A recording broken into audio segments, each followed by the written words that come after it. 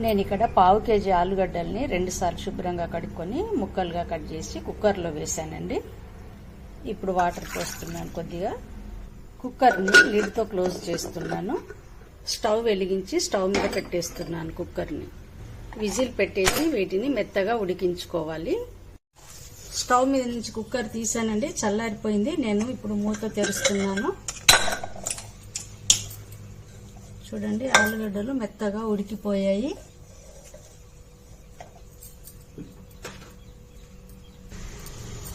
వీటిని పొట్టు తీసి ఒక బౌల్లో వేసుకుంటున్నాను. దీన్ని ఇలా మ్యాష్ చేయాలి కొద్దిగా.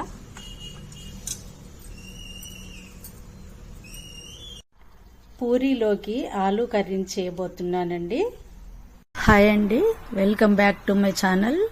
ఆలు కర్రీకి కావలసిన పదార్థాలని నేను చూపించబోతున్నాను.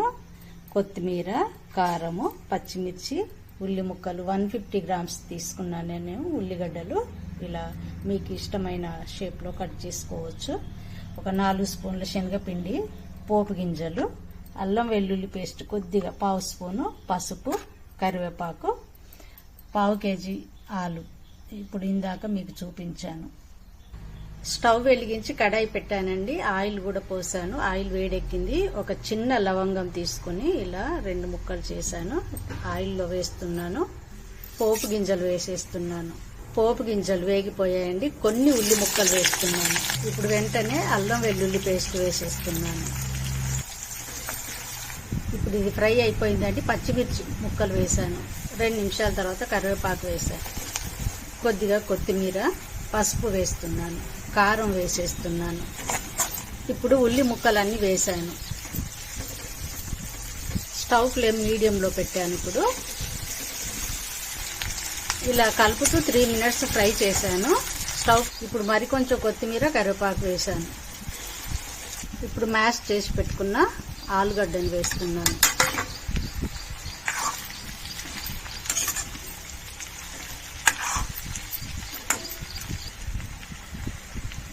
ఇలా కలుపుతూ ఫ్రై చేయాలి కొద్దిగా, 1 నిమిషం పాటు.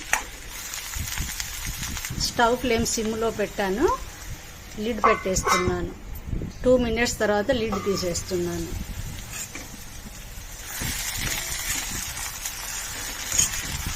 కలిపేశాక మరలా లిడ్ పెట్టేస్తున్నాను. 2 మినిట్స్ తర్వాత లిడ్ తీసేస్తున్నాను.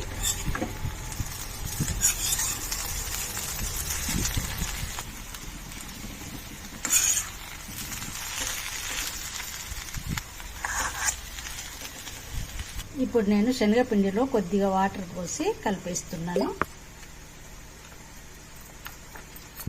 మీకు ఒకవేళ శనగపిండి వేసిన కర్రీ ఇష్టం లేకపోతే ఇలాగే ఫ్రైని 1 నిమిషం పాటు ఇలా ఫ్రై చేసేసి కొత్తిమీర, సాల్ట్ వేసుకొని తీసేసుకోవచ్చు.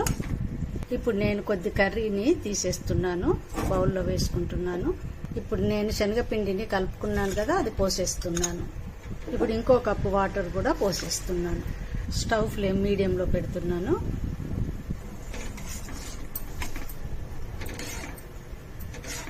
నేను మొత్తం 5 కప్పుల నీళ్లు పోసానండి. స్టవ్ ఫ్లేమ్ సిమ్లో పెట్టాను. లిడ్ పెట్టేస్తున్నాను. 3 మినిట్స్ తర్వాత లిడ్ తీసేస్తున్నాను. కర్రీ ఉడికిపోయిందండి. సాల్ట్ వేసేస్తున్నాను. స్టవ్ ఆఫ్ చేశాను. ఇప్పుడు కొత్తిమీర వేస్తున్నాను. ఇది చల్లారాక గట్టిగా అవుతుందండి. మీరు కావాలంటే ఇంకొంచెం వాటర్ కూడా పోసి పలసగా చేసుకోవచ్చు. ఇప్పుడు నేను కర్రీని సర్వింగ్ బౌల్లో వేస్తున్నానండి. నేను ఇప్పుడు కర్రీలో పావు స్పూను షుగర్ పౌడర్ వేస్తున్నానండి. మీరు కావాలంటే బెల్లం కూడా వేసుకోవచ్చు. ఉడికేప్పుడు కర్రీ టేస్ట్ బాగా వస్తుంది. దీంతో మీరు కావాలంటే స్కిప్ చేయొచ్చు. పూరి అంటే అందరికీ కామనే కదా, ఇది గోధుమ పిండితోనే చేస్తారు కదా, లేదంటే మైదాతో చేస్తారు కదా అనుకుంటున్నారా? కాదండి. నేను గోధుమలు 1 కేజీ గోధుమల్లో ఒక 100 గ్రాములు కొద్దిగా దూరగా వేయించుకొని అందులో కలిపాను. ఒక 100 గ్రాములు మొక్కజొన్నలు కూడా దూరగా వేయించి కలిపి పట్టించుకున్నానండి. ఇలా చేసిన పూరి కానీ, అంటే ఈ పిండితో చేసిన పూరి, చపాతీ చాలా టేస్టీగా ఉంటుంది. మీరు ఏ కర్రీ లేకపోయినా కూడా కేవలం అలాగే పూరిని చపాతీని చేసుకొని తినొచ్చు. కొద్దిగా సాల్ట్ వేస్తున్నాను. పిండిలో కొద్దిగా వాటర్ వేస్తున్నాను. పిండిని గట్టిగా కలపాలండి, లేదంటే ఆయిల్ బాగా పీల్చేస్తుంది. ఇలా గట్టిగా కలుపుకొని చేసుకున్న పిండితో పూరీకి అసలు ఆయిల్ పట్టదు.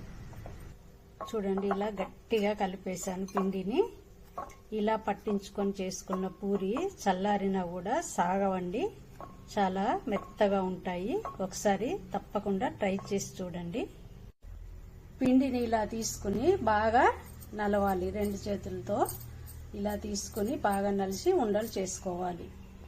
పిండి ఉండని తీసుకుని కొద్దిగా ఆయిల్ పెట్టాను, ప్లేట్ మీద పెట్టేస్తున్నాను.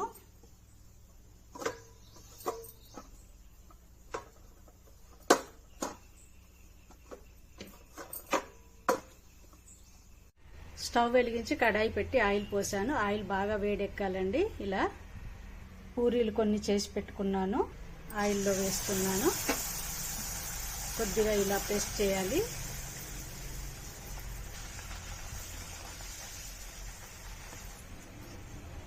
స్టవ్ వెలిగించి ప్యాన్ పెట్టానండి. ఆయిల్ వేస్తున్నాను. 3 స్పూన్స్ ఆయిల్ వేసాను. ఇప్పుడు నేను వండిన ఆలూ కర్రీని, పూరీలోకి వండిన కర్రీని దీని మీద వేసేస్తున్నాను.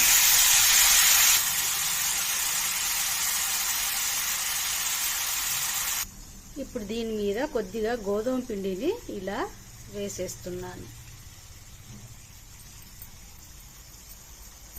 సైడ్లో మాత్రమే వేయాలి, సైడ్స్కి ఇలాగా.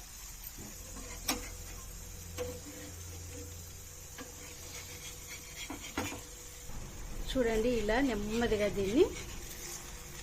దీన్ని తిప్పేస్తున్నాను మెల్లిగా.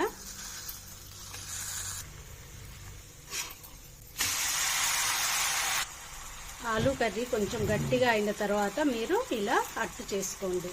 దీన్ని జర్నీలో కానీ లంచ్ బాక్స్లో కానీ తినడానికి, చపాతీలో రోల్ చేసి తినడానికి చాలా బాగుంటుందండి. ఒకసారి ట్రై చేసి చూడండి. ఇది ఫ్రై అయిపోయిందండి, స్టవ్ ఆఫ్ చేస్తున్నాను. ఆలూ కర్రీతో ఇలా అట్టు చేసుకోండి. పూరి మరియు 3 రకాల కర్రీస్ రెడీ అయిపోయాయండి. ఒకసారి ట్రై చేసి చూడండి. పూరి డిఫరెంట్గా చేశానండి. Thank you for watching. Please like, share and subscribe.